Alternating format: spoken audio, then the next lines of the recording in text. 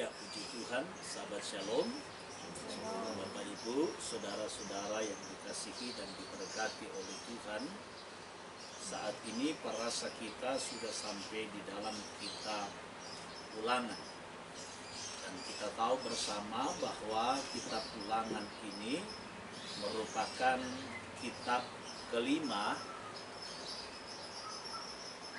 dari kelompok kitab Taurat, atau yang juga kita kenal kitab Pentateuch ya, dalam perjanjian lama, khususnya di dalam kitab suci Kristen atau kitab orang Ibrani disebutnya dengan Tanakh. Nah, Bapak Ibu Saudara, dalam bahasa Ibrani kitab ini disebut dengan Devarim.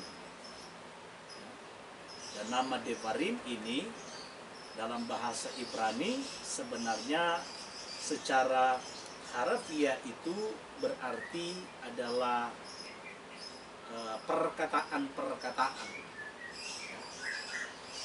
Dan saya percaya nama tersebut atau kata Devarim itu diambil dari kitab Bilangan 1 ayat 1, di mana di sana ditulis, inilah perkataan-perkataan yang diucapkan Mose kepada seluruh orang Israel di seberang sungai Yordan, di padang gurun, di Araba Yordan, di tentangan Suf antara Paran dengan Tofel, Laban, Hazerot, dan Dishahab.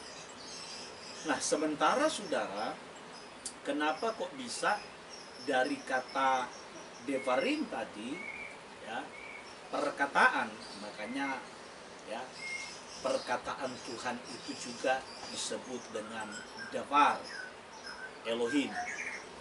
Ya. Tapi kenapa kitab Devarim ini yang sebenarnya secara harfiah berarti perkataan, kok bisa justru ketika diterjemahkan ke Indonesia menjadi kitab Ulangan. Nah, nama kitab Ulangan ini sebenarnya secara harfiah pengertiannya yaitu diulangi. Ya. Jadi perkataan Tuhan sebenarnya yang diulangi, disampaikan kembali oleh Mose. Makanya kita bisa melihat ada sebuah perbedaan yang mendasar antara kitab Ulangan ini dengan kitab-kitab yang lain. Kitab-kitab yang lain kita bisa banyak menemukan di sana bagaimana ada kalimat yang menekankan bahwa Yahweh berfirman. Apakah Yahweh Elohim berfirman kepada orang Israel atau Yahweh Elohim berfirman kepada Mose? Ya, tetapi kitab Ulangan ini lebih penekanannya kepada perkataan-perkataan Mose, ya, kepada orang-orang Israel, yang sebenarnya ini bukan juga perkataan Mose sendiri, ya. Artinya karena inisiatif dia, berdasarkan pemikiran dia bukan, tetapi dia mengulangi kembali. Ya. Jadi Ulangan ini bukan seperti sinonim kalau kita anak-anak kita kan suka pertengahan semester ada namanya apa? Ujian tengah semester atau ujian akhir semester. Kalau orang-orang awam suka bilang ulangan, lagi ulangan. Nah, ulangan dalam hal ini bukan soal ujian, ya, tetapi lebih kepada kata pengulangan, ya. Dan tentunya kitab Ulangan ini berasal dari kitab ya Septuaginta Yunani yang diterjemahkan dengan Deuteronomion, yang artinya adalah hukum yang kedua. Nah, saudara-saudara, memang kadang-kadang kita suka berpikir begini, kenapa sih kok kitab ulangan ini kalau hanya sekedar pengulangan, kenapa harus ditulis menjadi satu kitab tersendiri?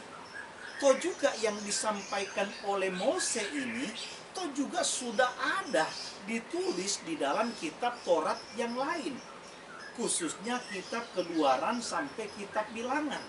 Tapi kenapa kok harus ditulis lagi dengan kitab tersendiri? Ya. Nah, itulah sebabnya Bapak Ibu saudara-saudara sekalian, kita untuk dapat mengerti dan memahami tentang latar belakang kitab ulangan ini, perlu kita tarik kembali lagi ke belakang tentang bagaimana peristiwa ketika orang Israel itu dibawa keluar oleh Bapa Yahweh dengan kuasanya. Tuhan menuntun memimpin orang Israel keluar dari rumah perbudakan tanah Misraim dengan tangan yang terrajut. Ya. Lalu kita tahu bersama bagaimana selama 40 tahun kurang lebih mereka mengembara di padang gurun. Dalam kurun 40 tahun inilah, sejak mereka keluar dari tanah Misraim, mereka mengikat perjanjian dengan Bapa Yahweh yang disebut dalam bahasa Ibraninya dengan ketubah. Jadi saudara-saudara, diikatlah di sana perjanjian bahwa Yahweh Elohim ya akan menjadi sesembahan mereka, akan menjadi Tuhan mereka, dan hanya satu-satunya. Tidak boleh ada yang lain. Sementara bagian daripada orang Israel, Tuhan sudah tekankan di sana bahwa kamu akan menjadi umat kesayanganku. Kamu akan menjadi imamat yang kudus, bangsa yang kudus, imamat yang rajani. Nah, saudara-saudaraku yang dikasihi Tuhan, bagian daripada orang Israel adalah mereka harus mentaati seluruh hukum dan ketetapan yang diberikan oleh Bapa Yahweh kepada mereka melalui Mose. Ini adalah gambaran kilas balik tentang yang namanya perjanjian, ya, ketubah yang diikat antara Yahweh Elohim dengan umat Israel. Ya. Sampailah kepada kitab ulangan ini, di mana orang Israel kalau kita baca, ya, tadi yang sudah kita ikuti sama-sama bahwa saat Mose ya memberitahukan tentang perkataan-perkataan, memberikan satu wejangan sebenarnya, memberikan satu nasihat, menjadi motivator bagi orang Israel. Ya, kata firman Tuhan itu mereka sudah masuk tahun keempat, tahun ke-40. Ya, jadi saudaraku, tahun ke-40 orang Israel itu mereka sudah ada justru di seberang sungai Yordan, sudah ada di perbatasan tanah perjanjian.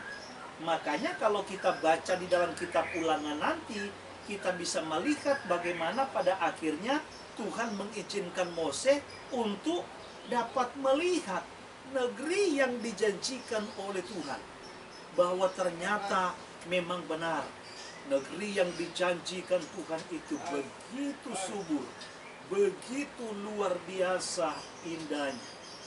Ya. Nah, saudara-saudaraku yang dikasihi Tuhan, jadi ini yang harus kita tahu di dalam kitab Bilangan. Jadi kenapa ini perlu kembali diulangi ya oleh Mose, perkataan-perkataan Tuhan yang disuruh untuk disampaikan kepada orang Israel di dalam Bilangan pasalnya yang pertama, ayatnya yang ke-46, di sana ditulis ya. Bilangan pasal 1 ayat 46 ditulis begini.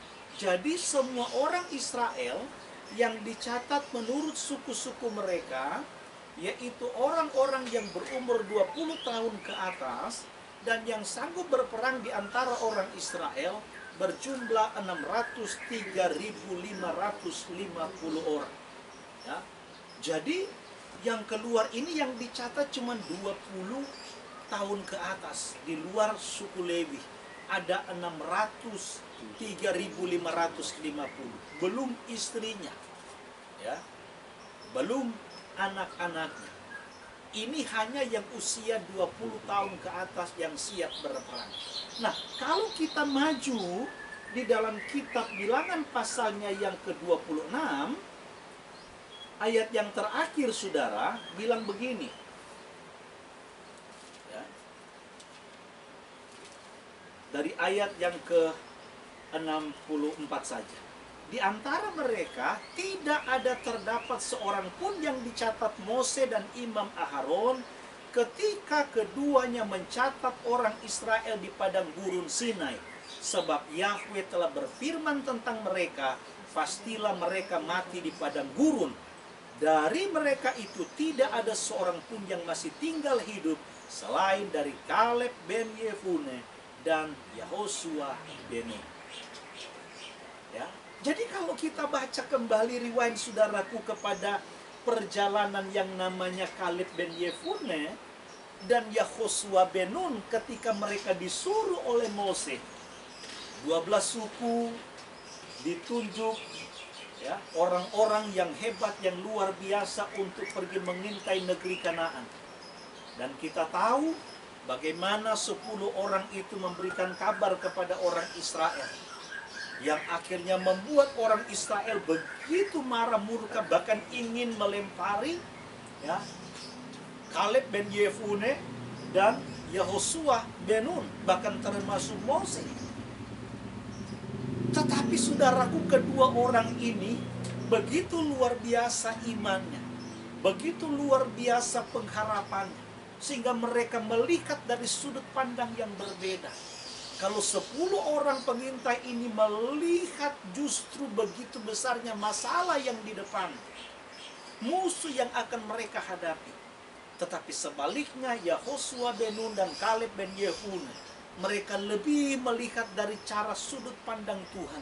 Mereka melihat bagaimana kuasa Tuhan yang lebih besar, yang sanggup mengalahkan setiap musuh-musuh mereka. Sehingga kalau kita baca di dalam kitab Bilangan pasal 14, kita akan menemukan di sana bagaimana Yahweh Elohim sendiri yang berfirman kepada orang Israel, bahwa di antara kalian semua ini, termasuk 10 teman-temannya yang ikut mengintai, tidak akan ada yang akan masuk ke negeri yang aku janjikan kepada nenek moyangmu, kepada Abraham, kepada Yitzhak, dan kepada Yaakov. Negeri yang berlimpah-limpah dari susu dan madunya. Ingat, tidak ada di antara kalian semua selain 2 orang ini. Jadi saudara-saudaraku yang dikasihi Tuhan, dan firman Tuhan itu tergenapi.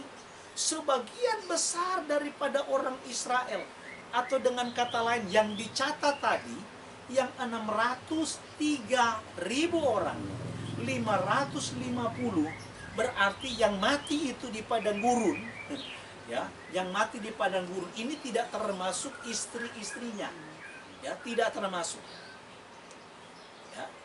Jadi yang mati itu berarti ada 603.000, berarti 548 orang. Di luar yang ibu-ibu, para istri. Kita tahu bagaimana Datan, Abiram, dan Korah, sak keluarganya ikut ditelan bumi. Dan ini tidak termasuk, saudara. Jadi sehingga yang sampai di dataran Moab ini adalah keturunan-keturunan yang tidak ikut dihitung. Bahkan mereka yang baru dilahirkan sepanjang perjalanan orang Israel ketika mereka ada di padang gurun. Ya. Jadi supaya kita paham kenapa perlu diulangi lagi, kenapa perlu sih diriwayatkan kembali, diceritakan kembali tentang perjalanan mereka. ya, nenek moyang mereka. Nah, saudara-saudara, hal inilah yang merupakan hal yang penting untuk kita renungkan bersama-sama. Kenapa sampai Mose itu, saudaraku, perlu menceritakan kembali? Bukan hanya sekedar riwayat perjalanan mereka, tetapi bagaimana kedegilan hati daripada orang tua mereka. Sekali lagi, saudaraku, orang tua mereka, kakek nenek mereka, yang sering kali memberontak terhadap Tuhan, yang sering kali tidak taat kepada Tauratnya Tuhan, kepada pengajarannya Tuhan, kepada firman-Nya Tuhan, sehingga akhirnya mendatangkan celaka, mendatangkan malapetaka bagi orang tua mereka, bagi nenek moyang mereka. Dan hal inilah yang tidak diinginkan oleh Mose terjadi kepada generasi selanjutnya. Begitu sayangnya, begitu kasihnya Mose, sehingga dia memperingatkan untuk generasi-generasi yang baru ini, generasi kedua ini, untuk tidak berlaku degil sama seperti orang tua mereka, sama seperti nenek moyang mereka. Karena pada akhirnya nanti mereka juga akan mengalami peristiwa, mengalami hal yang sama dengan orang tua mereka. Makanya saudara, kalau kita baca nanti pasal-pasal sesudahnya, kita akan menemukan di situ bagaimana setiap kali Mose memberitahukan tentang firman Tuhan yang disampaikan oleh Tuhan kepada orang tua mereka, kepada nenek moyang mereka, lalu kemudian disertai dengan penjelasan, disertai dengan wejangan, ada nasihat yang mengikut sertakan firman Tuhan yang disampaikan oleh Mose. Kalau kita sekarang mungkin lebih kerennya, yang lebih kita kenal, Mose khotbah. Ya. Jadi setelah dia kutip tentang perintah-perintah Tuhan, dia khotbahkan lagi. Dia jelaskan lagi, dia tekankan lagi. Dia memberikan wejangan dan nasihat. Dan saudara tahu, walaupun hati kecil Mose tahu bagaimana degilnya bangsa ini, termasuk yang keturunan ini. Makanya kalau kita baca Ulangan, tolong satu orang baca Ulangan 31 ayat 27. Mose tahu betul, sebenarnya kamu juga ini, aduh, saya ragukan betul. Sami mawon 11-12. Kamu juga ini sebenarnya orang-orang juga yang degil hati, keras kepala. Saya tahu sebenarnya.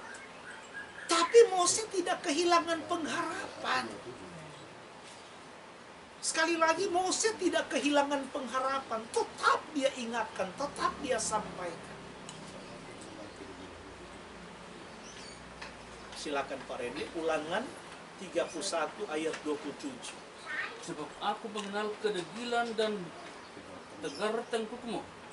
Sedangkan sekarang, selagi aku hidup bersama-sama dengan kamu, kamu sudah menunjukkan kedegilanmu terhadap Yahweh. Terlebih lagi nanti sesudah aku mati.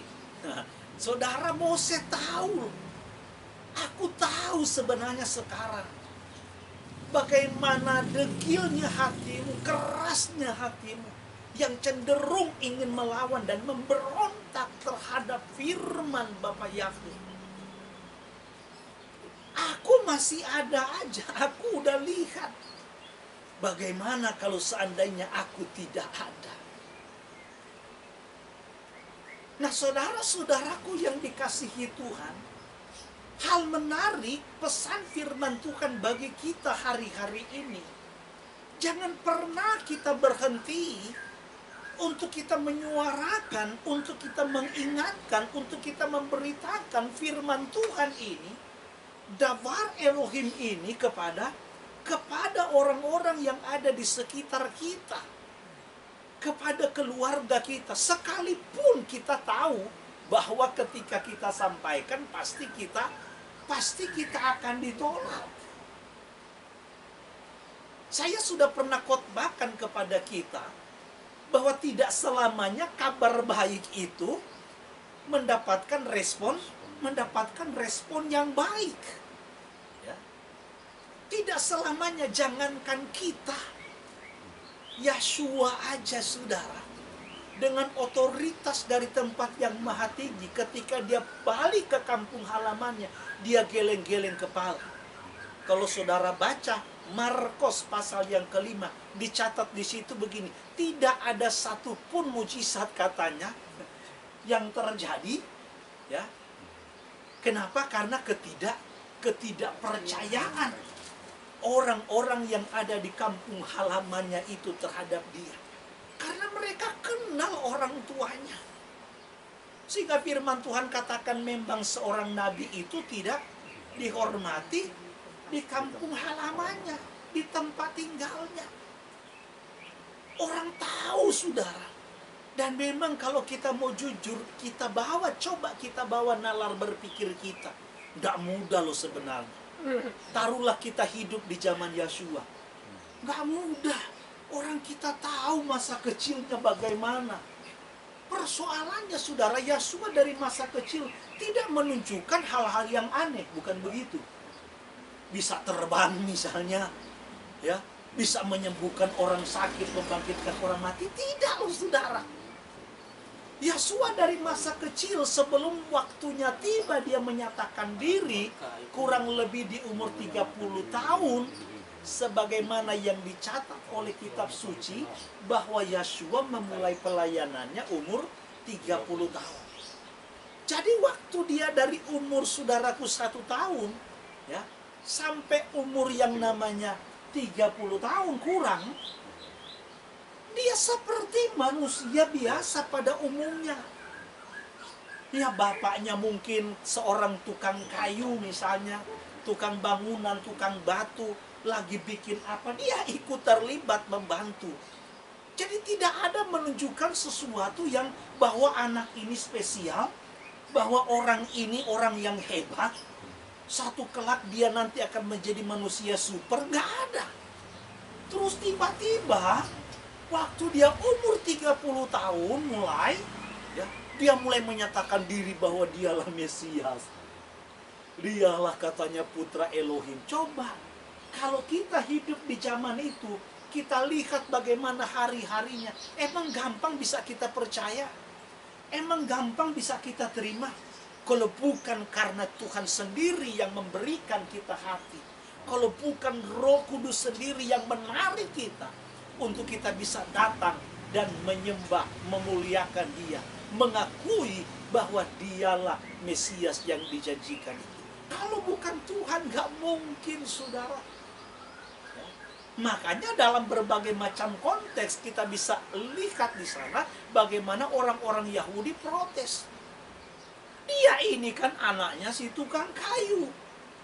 Kok sekarang dia menyamakan diri dia dengan Elohim? Aduh.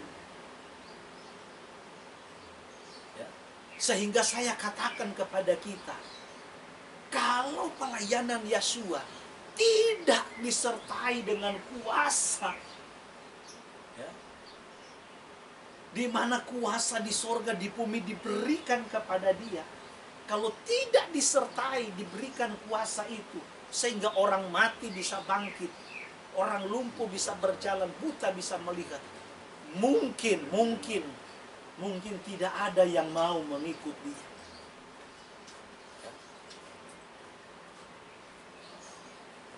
Sehingga saudara-saudara kalau kita baca di dalam kitab Yohanan pasal yang ke-10, kita bisa melihat bagaimana ketika dia berargumen dengan ahli-ahli Taurat yang mencurigai, apakah memang engkau ini Mesias? Dari tanda yang engkau lihat menunjukkan siapa saya, yaitu orang mati bangkit, orang lumpuh berjalan, yang buta melihat. Itu menunjukkan siapa Yeshua. Ya. sudah ditunjukkan dengan kuasa yang hebat pun, masih juga banyak orang yang tidak percaya. Apalagi kalau tanpa disertai dengan kuasa itu. Jadi jangan kita berkecil hati. Yosua saja sering orang tidak percaya, orang menolak. Tidak selamanya kabar baik, berita sukacita itu bisa diterima dengan senang hati oleh orang lain. Tetapi kita harus seperti Mose. Mose tahu kedegilan hati mereka. Mose tahu kekerasan hati mereka. Tetapi Mose tidak putus pengharapan. Dia tetap mengingatkan mereka. Dia ingatkan terus mereka. Yang dia ingatkan, saudaraku, bukan hanya sekedar bagaimana ketika dia coba untuk merewind kembali, menceritakan histori perjalanan orang tua mereka yang pada akhirnya gagal di padang gurun, mati binasa di padang gurun. Tetapi dia memberitahukan bagaimana sikap mereka ketika mereka sudah masuk di negeri perjanjian. Itulah sebabnya, saudaraku, hal yang paling mendasar di dalam wejangan, di dalam khotbah, dalam nasihat yang selalu disampaikan oleh seorang Mose kepada orang Israel. Perhatikan baik-baik, yaitu kata Shema dan Ahavta. Kalau di dalam sidur kita ada itu, saudara. Ya, Shema dan Ahavta. Itu sering kali dia tekankan. Dan berulang-ulang, Shema.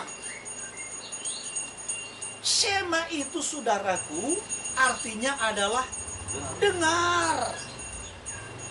Tetapi kata Shema, saudaraku, itu bukan hanya sekedar kita dengar. Kayak misalnya begini, tadi barusan ada apa itu? Ya, ada es yang lewat. Kita dengar bukan? Kita dengar.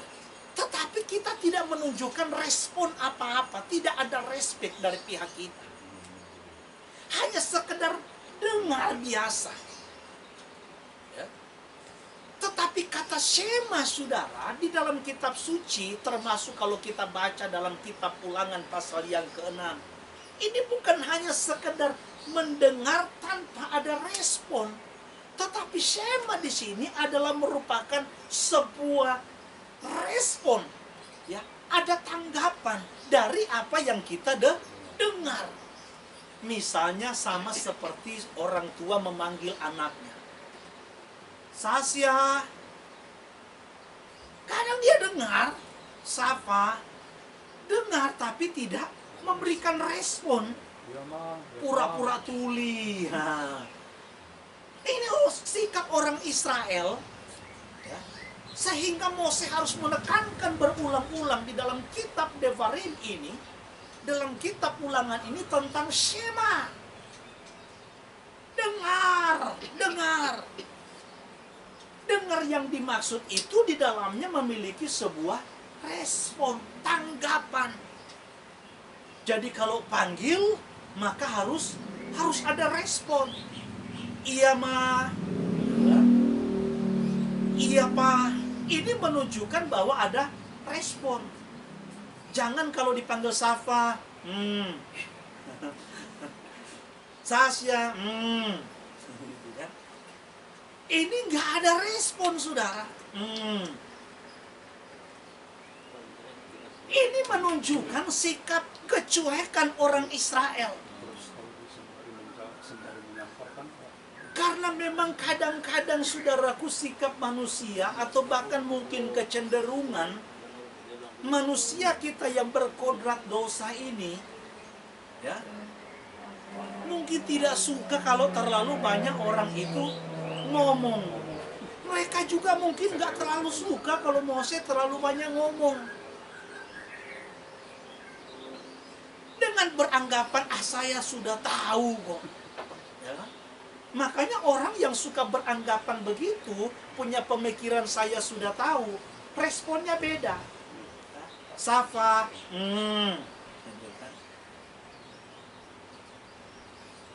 Nah, saudara-saudaraku yang dikasihi Tuhan, itulah sebabnya kalau kita baca dalam kitab Ulangan, Shema itu sangat berkaitan erat dengan yang namanya Ahavta.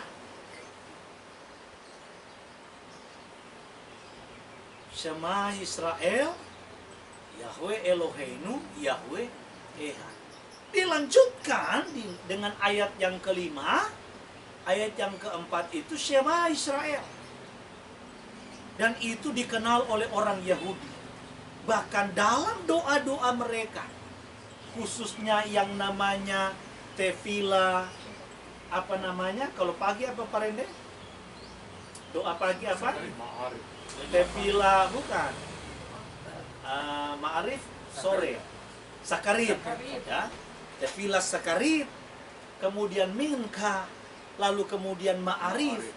Shema itu merupakan sebuah kewajiban bagi mereka, ya, untuk mengingatkan mereka bahwa sesungguhnya hanya Yahweh Elohimlah satu-satunya Tuhan dan tidak ada yang lain. Semua ilah yang ada ini adalah berhala. Dan itu diberikan untuk bangsa-bangsa. Tetapi hanya Yahweh lah satu-satunya Tuhan yang menciptakan langit dan bumi.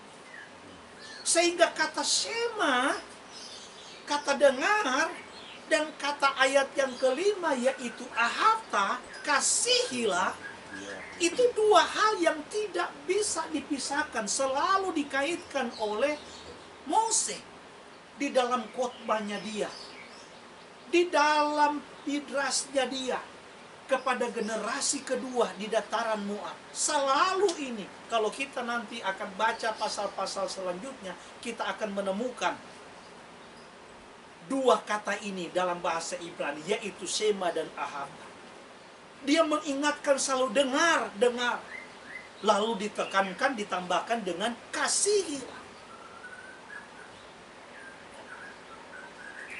Nah, saudara-saudaraku, dengan kata lain yang namanya dengar ini, kalau engkau mengasihi Tuhan, berarti engkau akan mendengarkan firman Tuhan. Dengar yang saya katakan tadi, Shema tadi, bukan hanya sekedar seperti tadi, hanya sekedar lewat.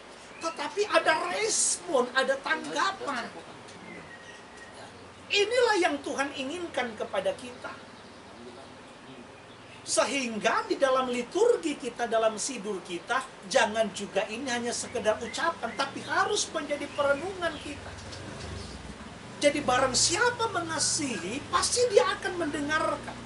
Pasti dia akan merespon akan apa yang menjadi perintah-perintah Tuhan. Dan tidak mungkin di satu sisi orang itu mengasihi Tuhan, tetapi di sisi lain dia tidak meresponi apa yang dikatakan Tuhan. Itu nggak mungkin. Itu hukumnya aneh. Sama seperti kita hubungan suami istri. Nggak mungkin seorang suami bilang aku sangat mengasihi istriku, tetapi di sisi lain dia punya istri yang lain alias selingkuh. Itu nggak mungkin, itu bohong.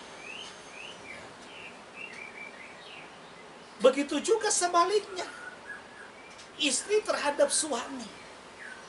Makanya pesan firman Tuhan hari ini mau ingatkan kepada kita, belajar untuk kita memiliki yang namanya hati yang mau meresponi akan apa yang Tuhan firmankan, bukan sekedar dengar. Jadi khotbah itu, saudaraku, bukan hanya kita terima. Ya. Makanya firman Tuhan, Rasul Saul atau Rasul Paulus menekankan dalam suratnya, hati-hati.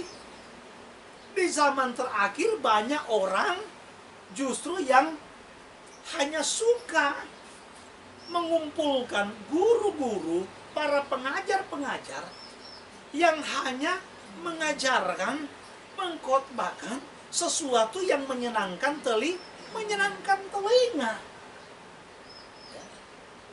Menyenangkan telinga dia yang disenangkan.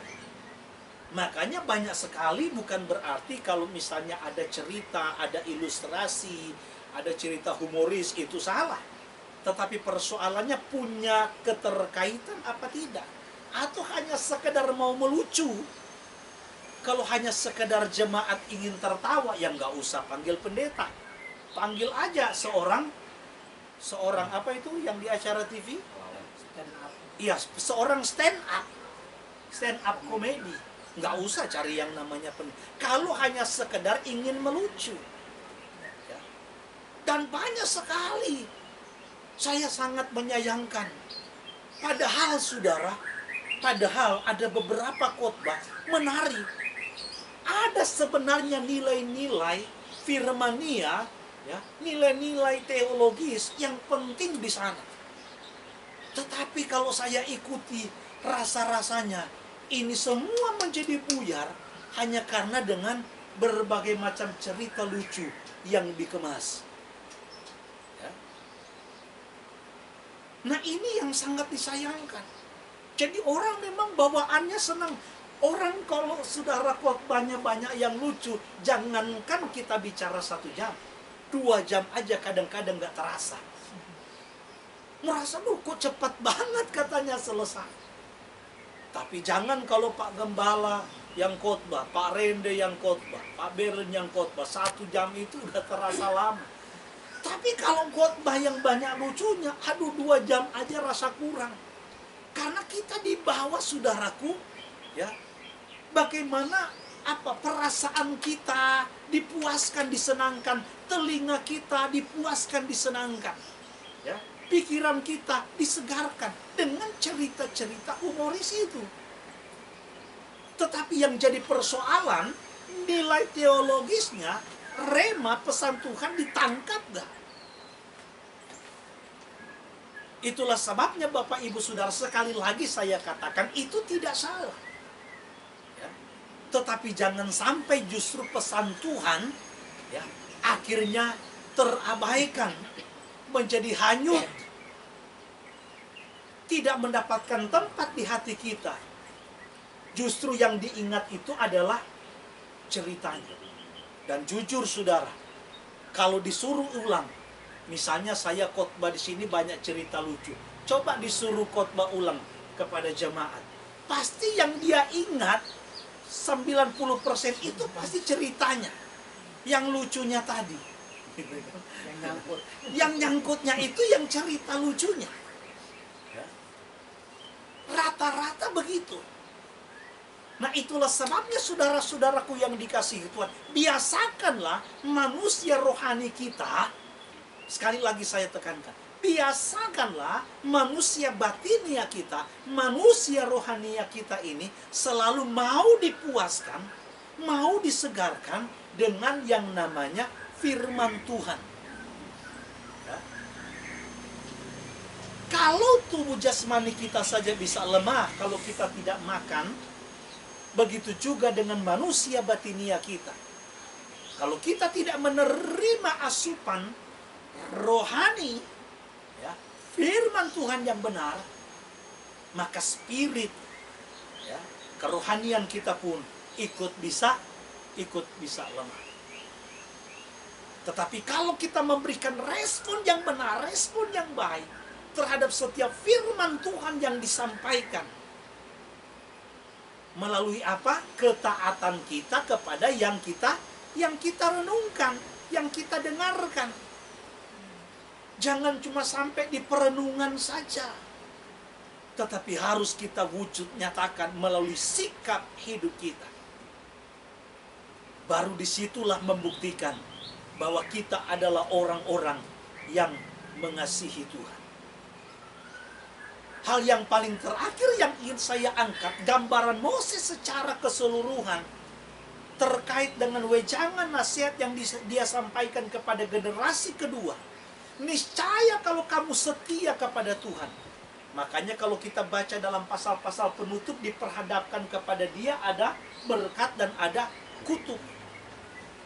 Kamu akan memperoleh berkat ini, kamu akan menikmati berkat ini, ya, asalkan engkau melakukan segala yang diperintahkan oleh Tuhan. Tapi sebaliknya, kalau kamu memberontak, kamu tidak taat, maka kamu akan diperhadapkan kepada malapetaka alias kutuk, segala kecelakaan dan yang lain-lain.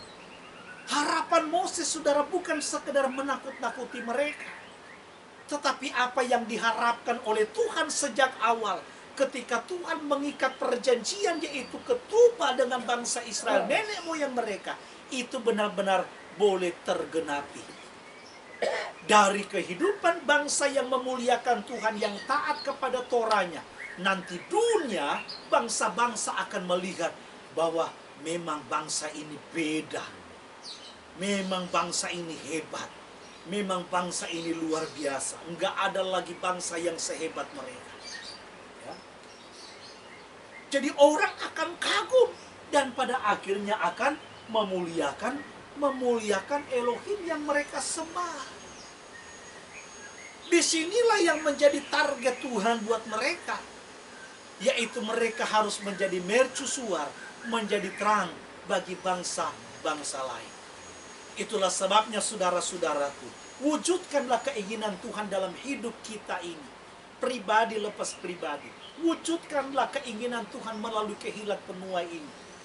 Biarlah terang kemuliaan Bapa Yahweh bisa terpancar melalui kita. Biarlah orang-orang di sekitar kita, biarlah orang-orang yang Tuhan izinkan bertemu dengan kita, boleh melihat bahwa sesungguhnya kita betul-betul beda dengan orang-orang yang tidak menyembah kepada Elohim Yahweh. Hukum kita berbeda, perilaku kita berbeda, sikap kita berbeda, tutur kata kita berbeda. Dan pada akhirnya mereka akan memuliakan Tuhan yang kita sembah. Yahweh besem Yeshua HaMashiach akan memberkati kita semua hari ini. Haleluya. Mari kita sama-sama akan menyembah Tuhan.